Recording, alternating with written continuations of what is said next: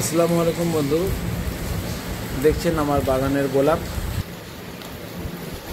মূলত আমি আজকে দেখাবো সেটা হচ্ছে সরিষার খোল ব্যবহার করার পর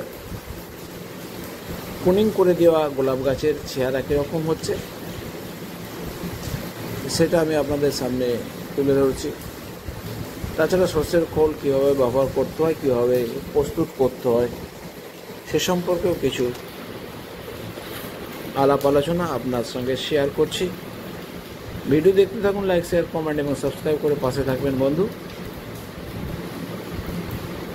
দেখছেন 16 বছর বয়সের গোলাপ গাছ, হার্ড প্রুনিং করে দেওয়া হয়েছিল। গোড়াগুলো দেখুন, গোড়াগুলো দেখলে বুঝতে পারবেন।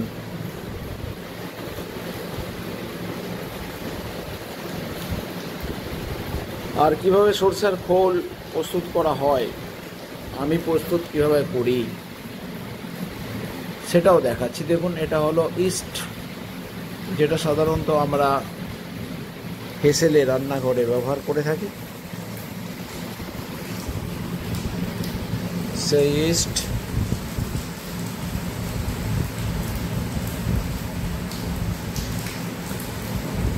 দেখুন। এবার আমি ইস্টটাকে একটা 10 গ্রাম মতো ইস্ট একটা প্লেটে নিলাম। নিয়ে আমি সরিষার খোল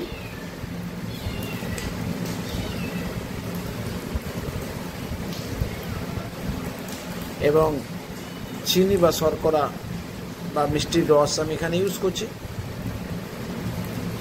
দেখুন, কারণ ইস্টের সঙ্গে চিনির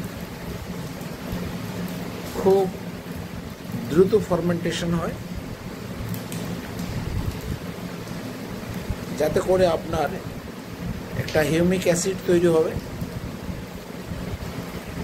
এবং মাটির মধ্যে, টবের মধ্যে একটা এনজাইম গঠন করবে এবং সরিষা খোল থাকার জন্য অ্যাসিডিক রিঅ্যাকশন একটা তৈরি হয়, কারণ এগুলোর নেচার হচ্ছে টক। সাধারণত গাছ 5.5 থেকে 6 pH পছন্দ করে। এই 5.5 থেকে 6 pH-এর মধ্যে গাছ মাটি থেকে সমস্ত দ্রবীভূত পুষ্টি, ম্যাক্রো এবং মাইক্রো নিউট্রিয়েন্টস এবং এনপিকে গ্রহণ করতে সক্ষম।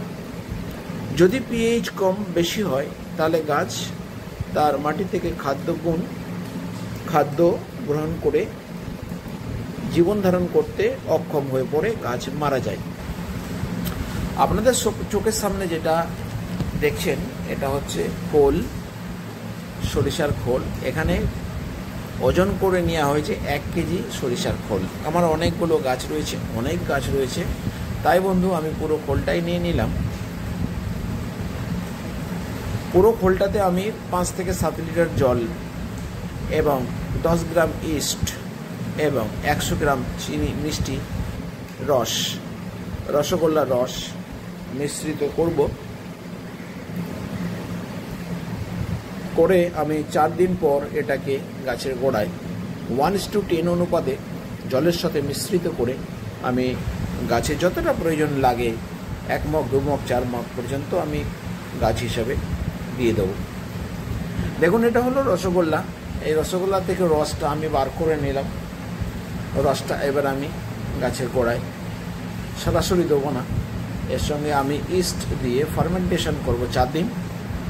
পাত্রটা ঢাকবো না আমি। এই দেখুন, ইস্ট দিয়ে দিচ্ছি খোলের মধ্যে এবং মিষ্টির রস, এটা দিয়ে আমি ফার্মেন্টেশন হতে দেবো 4 দিন পর। আমি 1:10 অনুপাতে জলের সাথে মিশ্রণ করে যতটা প্রয়োজন আমি গাছে দেবো।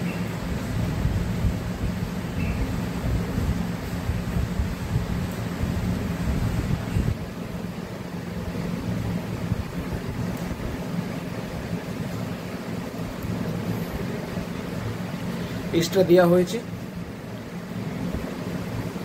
জল দেওয়া হচ্ছে। দেখুন, 4 দিন পর ফিরে এলাম। ঠিক এরকম আপনার রঙটা হবে। ভালো করে এটাকে নাড়ি চাড়িয়ে নিতে হবে এবং ফেনা হতে থাকে এতে। যাই হোক, কোনো রকম দুর্গন্ধ নেই। অনেকে সরষের খোল দুর্গন্ধ হয় বলে, ফাঙ্গাস হয় বলে।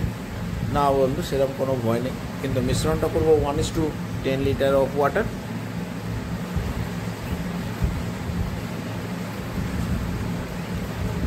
করে আমি সমস্ত গাছে, যে কোনো গাছে, স্যাকুলেন্ট, ক্যাকটাস, যে কোনো গাছে আমি ব্যবহার করব, কোনো অসুবিধা নেই, আমি ব্যবহার করে থাকি।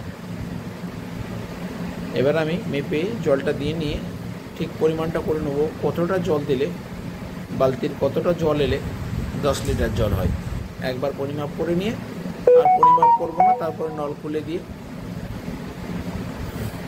আমি জলের মাপটা নিয়ে নেব। 2-1 মগ বেশি হোক অসুবিধে নেই, কম না হয়ে যায়। সরাসরি যদি এটা আমরা গাছের গোড়ায় দিয়ে দিই তাহলে গাছ 3 দিনের মধ্যেই মারা যাবে, কারণ এটা অ্যাসিডিক, অনেক অ্যাসিড। 5-এর নিচে রয়েছে এর অ্যাসিডের পরিমাণ, pH 5-এর নিচে হয়ে গেছে, খুব টক। তাই এতে জল মিশ্রিত করে এর টকের ভাবটা আমরা কমাবো। টক কিন্তু প্রয়োজন আছে গাছের জন্য। অধিকাংশ গাছই এই টক ভাব পছন্দ করে এবং টকের মধ্য থেকেই এরা খাদ্যগুণ গ্রহণ করতে সক্ষম, খাদ্যরস গ্রহণ করে।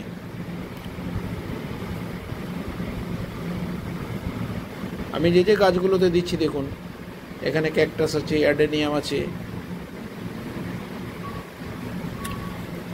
গোলাপ আছে।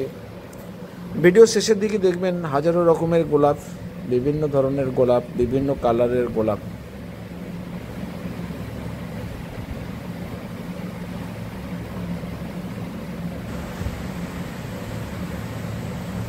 ভিডিও শেষের দিকে দেখবেন যে 16 বছর 15 বছর বয়স্ক গোলাপের গাছ। এটা হচ্ছে ননি গাছ, 1 বছর বয়স এটার।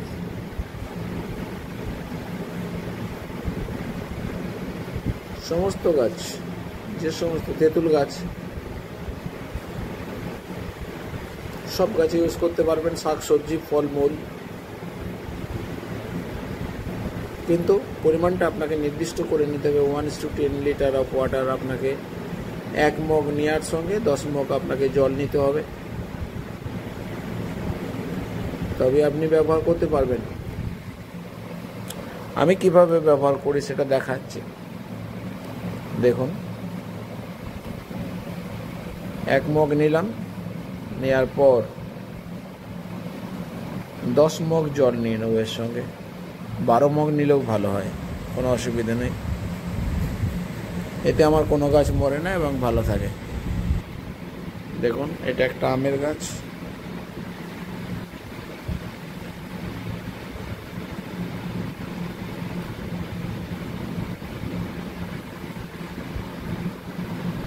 আমি সমস্ত গাছ ইউজ করি, ক্যাকটাস গাছ ইউজ করি, স্যাকুলেন্ট, অ্যাডেনিয়াম, ফলের গাছ, ফুলের গাছ, সমস্ত গাছই দিয়ে থাকি। এর কালারটা কিন্তু এরকম হবে, দেখুন, এরকম পাতলা হবে। অবশ্যই আপনাকে পাতলা করে নিতে হবে। জলটা দেখলেন তো, দেখুন জলটা দেখুন ভালো করে। আমি শুধু জলটা দেখাতে চাইছি, গাছটা দেখাতে চাইছি না, তবুও দেখুন। এটা হচ্ছে পেঁপে গাছ।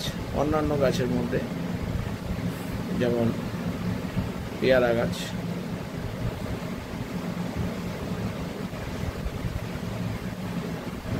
যে সমস্ত গাছ আপনার রয়েছে বাগানের মধ্যে সমস্ত গাছে দিতে পারেন। বিশেষ করে আমি হার্ড বোনিং করার পর আমার গোলাপ গাছে দিয়েছিলাম।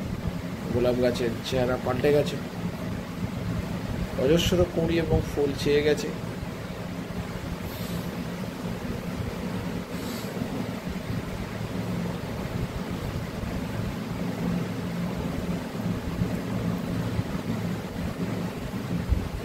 দেখছেন মহসিন আয়ুর্বেদিক প্ল্যান্টস চ্যানেলে সরষের খোলের ব্যবহার। আমি কিভাবে ব্যবহার করি সেটা আমি আপনাদেরকে দেখাচ্ছি, এবং হার্ড বোনিং করার পরে গোলাপ গাছগুলোর কত সুন্দর ফুল এসেছে সেটাও আপনারা দেখুন একবার। নানান ধরনের সুন্দর সুন্দর গোলাপ গাছ আপনি দেখতে পাবেন, এবং দীর্ঘদিন ধরে এই গাছগুলো আমাকে ফুল দিয়ে আসছে। দেখুন বন্ধু, আমি শুধুমাত্র সরষের খোল ব্যবহার করি। আর গোলাপ গাছকে যদি আপনি ভালোভাবে পরিচর্যা করেন, ফাঙ্গাসের হাত থেকে রক্ষা করতে পারেন, গোলাপ গাছ আপনার 100 থেকে 150 বছর পর্যন্ত বাঁচতে পারে বন্ধু। এটা আমার 16 বছরের গোলাপ গাছ। গোলাপ গাছ কেটে দেওয়ার পরে কাটা অংশ অবশ্যই আপনি ম্যানকোজিব এবং কার্বেন্ডাজিম জাতীয় অ্যান্টি ফাঙ্গাস ওষুধ আপনি ব্যবহার করে দেবেন। গোলাপ গাছও কিন্তু 5.5 pH পছন্দ করে থাকে। দেখুন আমার সুন্দর সুন্দর গোলাপ গাছ। ভিডিও লাইক, শেয়ার, কমেন্ট এবং সাবস্ক্রাইব করে পাশে থাকবেন বন্ধু। দেখছেন Hooghly district, West Bengal, India থেকে মহসিন আয়ুর্বেদিক প্ল্যান্টস চ্যানেলে।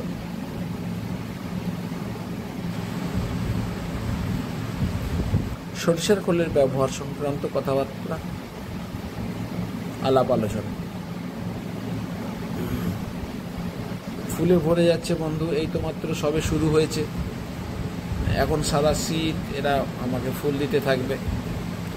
আর আমি মাঝে মধ্যেই মাসে অন্তত একবার সরিষার খোল ব্যবহার করে থাকি। এবং ম্যাক্রো মাইক্রো নিউট্রিয়েন্টসের জন্য অবশ্যই আপনাকে বোরন ইউজ করতে হবে। জিঙ্ক, কপার, মিনারেলস গঠিত যে সমস্ত ম্যাক্রো নিউট্রিয়েন্টসগুলো রয়েছে সেগুলো আপনাকে সাপ্লাই দিতে হবে।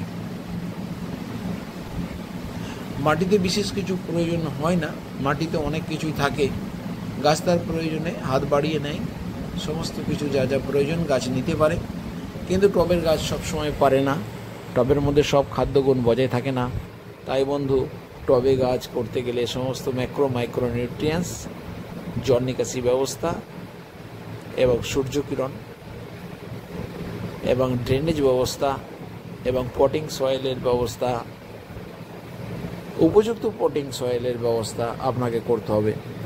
কিন্তু মাটির ক্ষেত্রে এটা প্রয়োজন হয় না। মাটিতে অনেক কিছু খাদ্যগুণ বজায় আছে।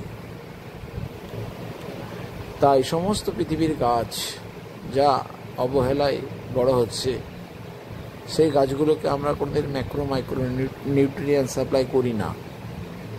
তাদের প্রয়োজনে তারা মাটি থেকেই সংগ্রহ করে নেয়। ঠিক আছে বন্ধু,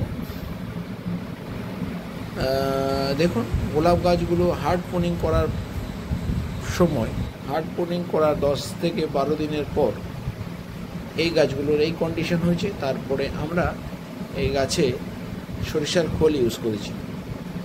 খোদা হাফেজ, ধন্যবাদ।